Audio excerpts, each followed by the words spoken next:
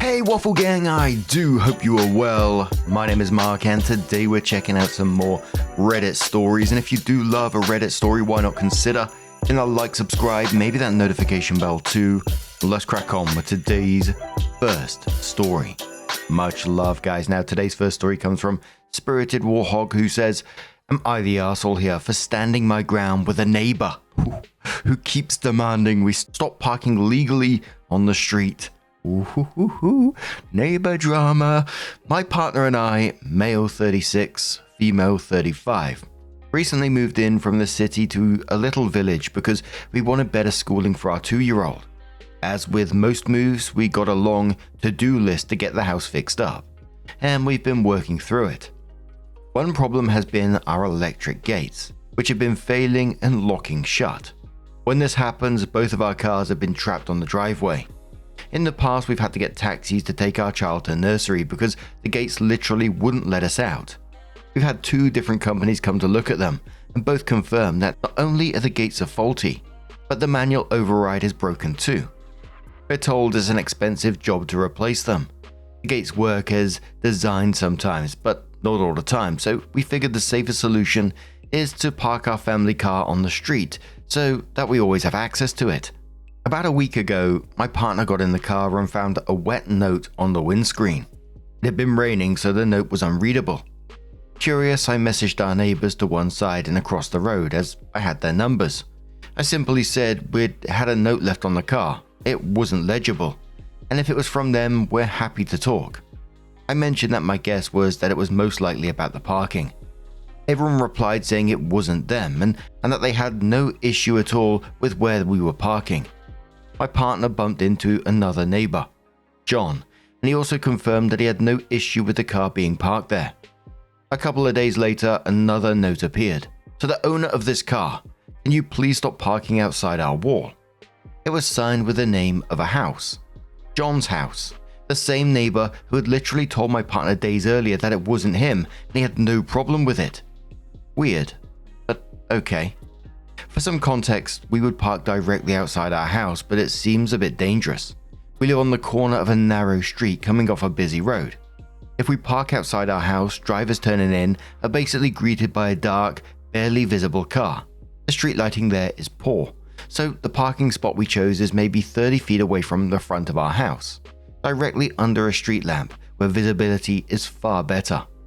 The next day, we get another note. I have told you already to stop parking in front of our wall. To try and stop this becoming a thing, we decided to write a note back, introducing ourselves, confirming the car is ours, and outlining our reasoning for parking there. When my partner went to drop off the note, John's wife appeared at the door before she could even knock. According to my partner, she took a slightly aggressive stance, stating, "You will not park there again. I will not allow it. I don't want to see your car there after tonight." In my opinion, no valid reason was given other than she didn't like it and felt it makes the street look messy. When my partner tried to leave and explain that she wanted to speak with me about it all, the lady followed her down the driveway, continuing to ask where she intends to park the car in the future. Importantly, during that conversation, when our reasoning of safety came up, the lady mentioned that she knows all about safety because she works at a local nursery. My partner, who was caught off guard, reacted by confirming that our child goes to that very nursery. So now this clearly frustrated neighbor knows our child could be under her supervision. She didn't yet know their name or what they looked like, but she does know our address, and I'm sure that our details could easily be pulled up on the nursery systems. Should it be searched for? The very next morning, another note. As agreed, stop parking in front of our wall. We didn't agree on anything. At this point, because of the nursery connection, I wanted to de-escalate the situation. I bought chocolates and wrote what I thought was a fairly respectful note explaining our position. The note reads as follows, -road/names for privacy. Such and such house. We wanted to follow up regarding your concerns about where we have been parking. Please know that it has never been our intention to cause any upset or inconvenience. We've been made aware by other road users that the combination of the narrow road and the junction with such and such road and the limited lighting can make parking directly outside of our house unsafe. For this reason, the spot beneath the streetlight has proven to be the safest option in terms of visibility and hazard avoidance for all road users. As the road is a public space, we understand that no one is able to reserve or control its use, and after speaking with our other neighbors, they have expressed that parking in that spot is considered completely reasonable.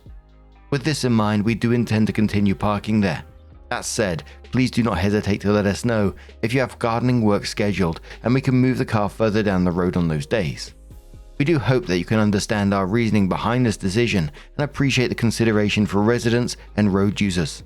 Kind regards, OP. For context, there is space, around 3 foot between the wall and the car. We just appreciate that if they're looking to cut hedges from the outside, it would be easier with more space. Anyway, my partner delivered the above note today, while I was picking up our kid. By the time I got home, this neighbor was on our porch, raising her voice at my partner. I approached the front door, handed our child to Mum, and took over the conversation.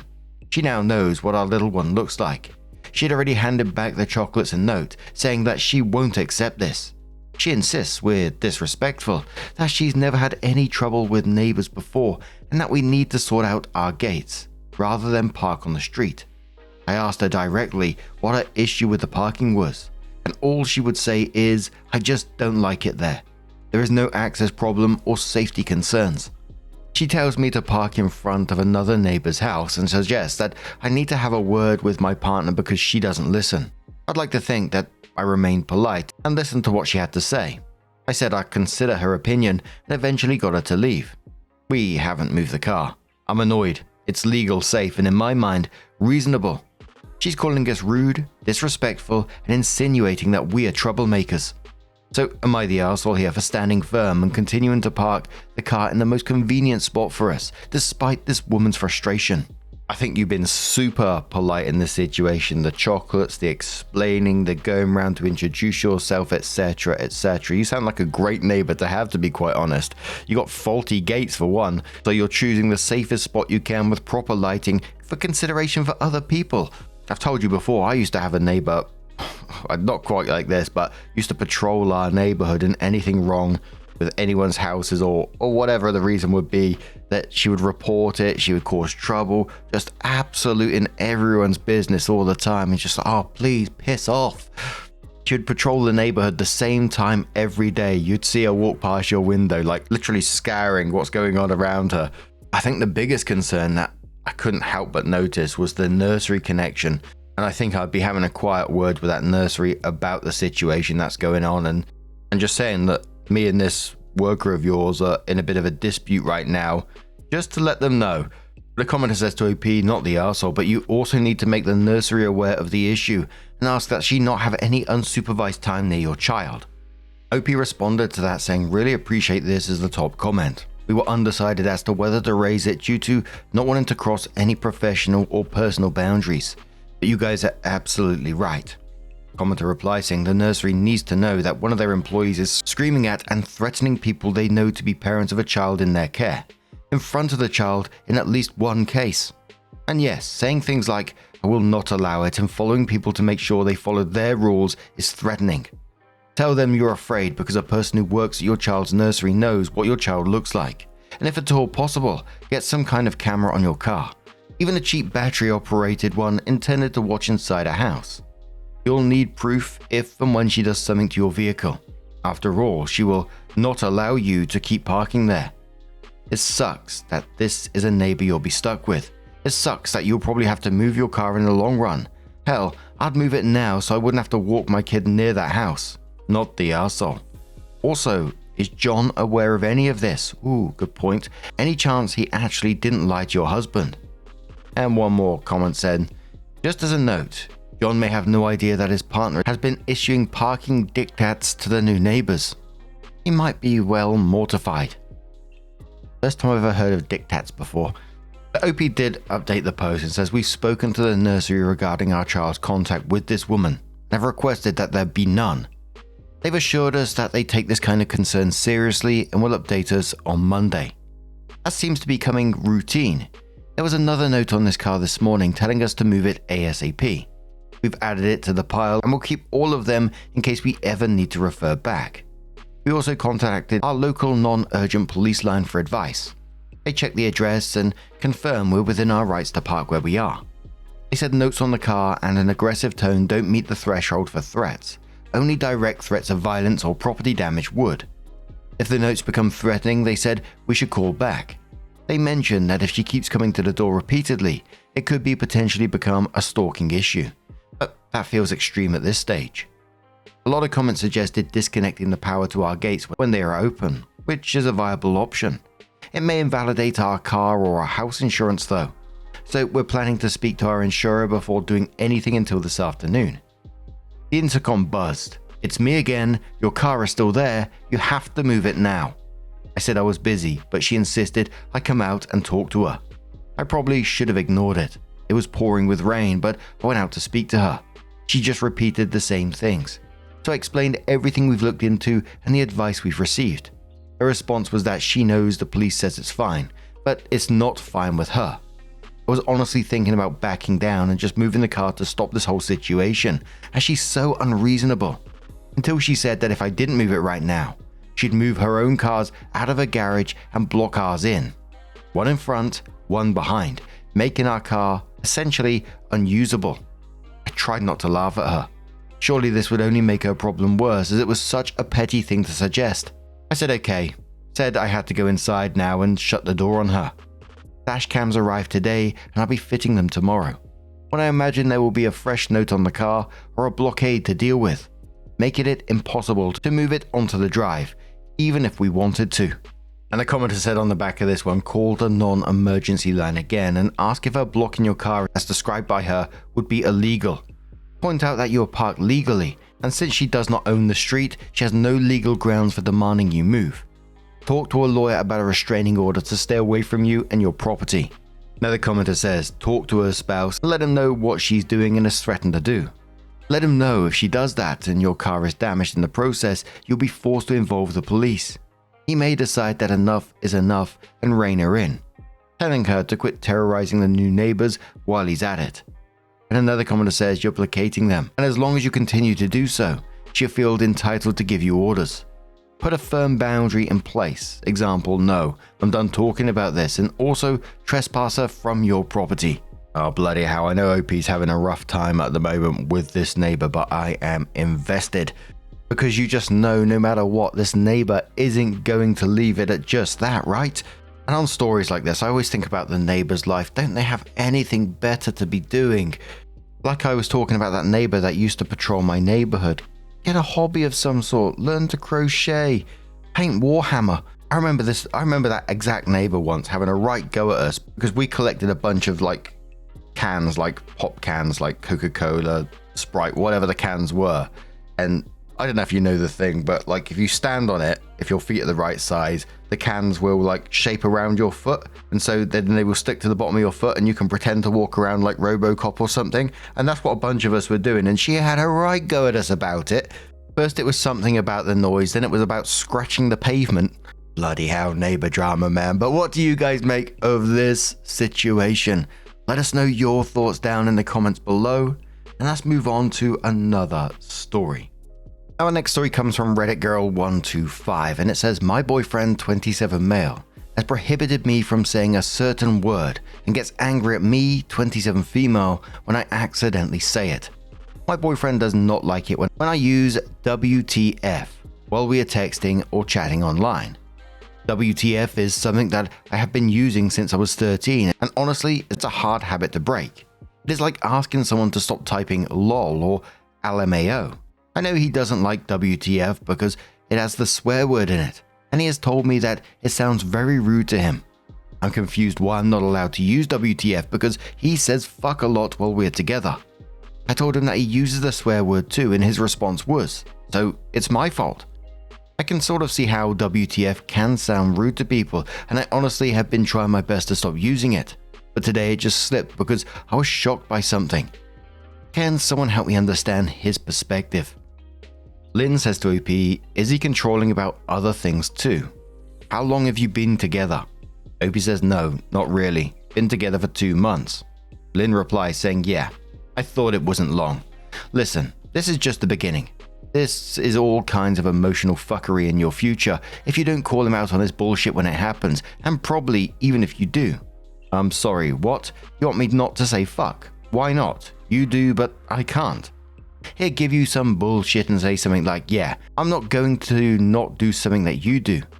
And he can get mad, but you just say no and move on to some other topic or activity.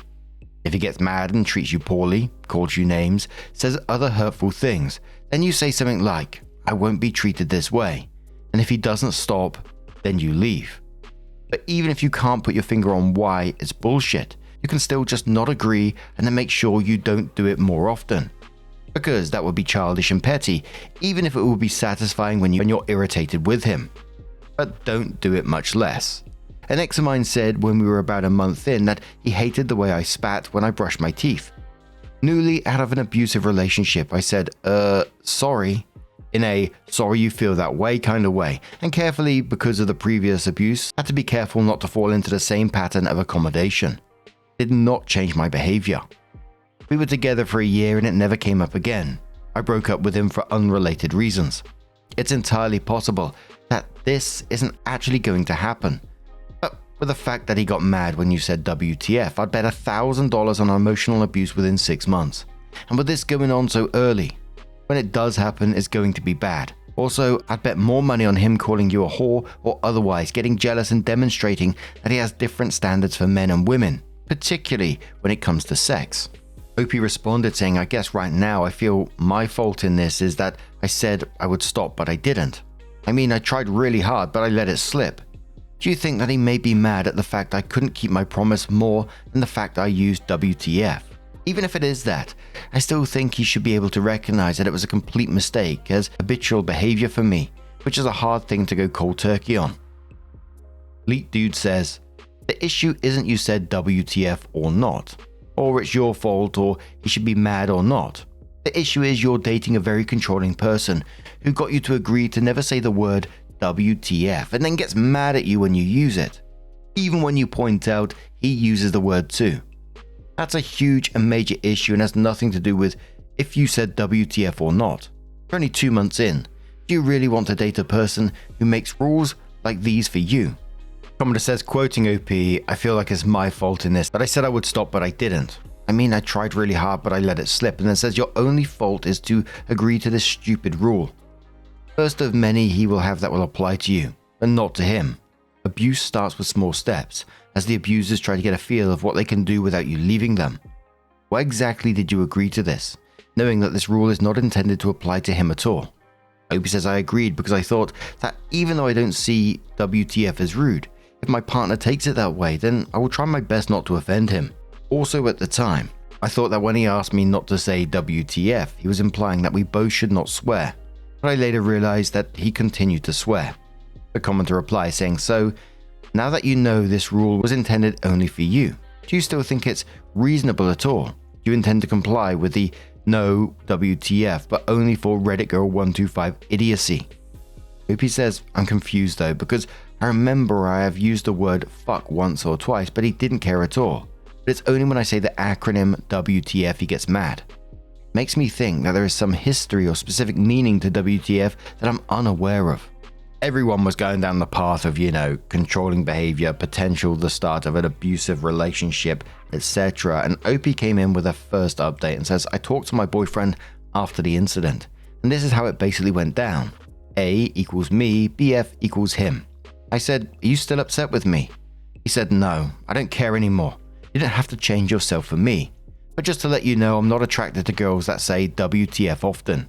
I said, is it just the acronym WTF or is it the F word too? He said both. I said, okay, noted. Will you stop swearing as well? He said, okay, I really don't like your attitude. Every time I bring up an issue, you say, can you do this as well? Saying, okay, noted was good enough. Let's not talk for a while. Message me next week. Then Opie replied, okay. Opie continues saying, I wanted to bring up issues such as why he feels he can swear, but I cannot. But as you can see, I didn't even get to talk much as he's refusing to talk to me until next week. Right now, I do not mind as I have a lot going on my plate right now, and I don't want to deal with anything until my stuff gets sorted, but I'm appalled by his behavior. I do not believe I displayed a bad attitude. I simply asked if he's going to do the same because he swears as well. Am I missing something here? Did I really display bad attitude? Sneakies quotes the boyfriend saying, "I really don't like your attitude," and then says this is so sketchy on his part. He's basically complaining that you're asking that he be held to the same standard as you are. In your mind, you're equals. It's clear that in his mind, you're not. Honestly, I think you need to take a good long look as to whether you should continue a relationship with this guy. He sounds manipulative and controlling. Cat Fancy says, "You should have replied WTF. Seriously though, the fact that he complained about your attitude just for making a fair point says a lot about him. He sounds manipulative to me, and you should not message him next week." So, OP did come in with what they titled their final update. And it said, "Hey guys, wow, I did not expect to get so many replies from my update, but thank you all. Here is basically what happened. Sorry if it ends up being a long post. So it didn't take me long to decide that I'm done with this guy, but I did leave my clothes in his car, so I wanted it back. Unfortunately, he's out of the country on a business trip for 2 weeks or so, and he left his car at a friend's house who happens to live in my neighborhood. Since he explicitly told me not to contact him for a week, I was going to take the advice of people here and just never talk to him again. Get my stuff quietly and tell him it's over. I contacted his friend and asked him if I can come to his house and pick it up, so that it would be of no inconvenience to him. His friend then offered to come to my place and drop it off. An hour or so later, I get a call from my now ex-boyfriend, thank God, who's flipping his shit, saying that I'm bothering his friend and asking why I'm so desperate to get my stuff back. And at this point, I think he is absolutely crazy because his friend is the one that offered to come to my place after I insisted twice that I pick it up whenever it is convenient for him. He then rambles about how my clothes are probably only worth $20, and then he offers me $100 instead of giving my stuff back. WTF. What the fuck? And I tell him that I do not want his dirty money. I tell him he is controlling and manipulative, and he tells me he is dropping me, not knowing I already did that a while ago. He then blocked me. So yeah, I'm not getting my stuff back. An hour later, he calls me again and says that he does not want to burn bridges. He then talks about how I will be successful in life, talks about all the good traits that I have, and then tells me that he hopes I will not talk bad about him to anyone he knows. He cares a lot about his image. He told me that he is shocked that I called him manipulative and controlling, as he never heard those words from anyone before, and he does not believe he is. He then said, if I'm manipulative and controlling, why do I have so many rich and successful friends? After that, he tells me that I am immature, and he is much more experienced in relationships because he has dated more girls than I've dated guys. He's dated 6, I've dated 4. He keeps rambling on about how our city is small and he is well known, so he needs to keep his reputation up. But he called me to make me feel better. He told me that if I were to tell the whole world about the situation, everyone would agree with him. I laughed because I literally did ask the world being Reddit, and practically no one sided with him. I wanted to send him the link, but he blocked me on everything. He did apologize for being manipulative, controlling, and possessive, which really surprised me, but he said it in an annoying tone that did not sound sincere, but hey, at least I got some sort of apology. He then tells me that he completely moved on from the whole WTF incident a long time ago, but he wanted to reinforce how bad it was that I never do it again. He said if he didn't act mad, then I might think it's okay and will do it again. This made me feel like he was treating me like a dog that needs to be trained and conditioned to do certain things. I can obviously see that this whole phone call was another manipulation attempt to keep my mouth shut and to not spread rumors about him, which I wasn't going to do anyway. So I get mad and call him delusional, and he calls me crazy and hangs up. Maybe I could have dealt with it more maturely and didn't let my anger get to me. But I can only take so much, and I don't regret it. In good news, I feel happy and free. I look forward to finding someone that is the right man for me instead of being with someone that is malicious. Thank you to everyone that responded and took the time to read all updates. Holy shit, absolute bullet dodged in that situation. Commenter was quoting, he told me that he is shocked that I called him manipulative and controlling, and that he has many rich and successful friends, etc. Then the commenter says, oh my god, this part. It's like he's trying to check all the boxes on the emotionally abusive narcissist checklist. Well done, OP. I'm glad you got out of there. Zorkel says, next step, talk to the friend and get your stuff back anyway. OP says his friend blocked me too. think my ex told him to block me. And it's Lloyd just replies with, WTF? WTF indeed. What an absolute Burke. I'm just so glad that OP's didn't continue with this relationship, but a little part of me always feels sorry for the next person he bumps into. That behavior ain't gonna change anytime soon, is it? But what do you guys make of this situation? Let us know your thoughts down in the comments below. And just a huge thank you for being here today, getting involved in the stories, your love, your support, your time. It always means the absolute world to me. So thank you so much for being here. And hopefully I'm gonna see you in the next one. Take care and much love.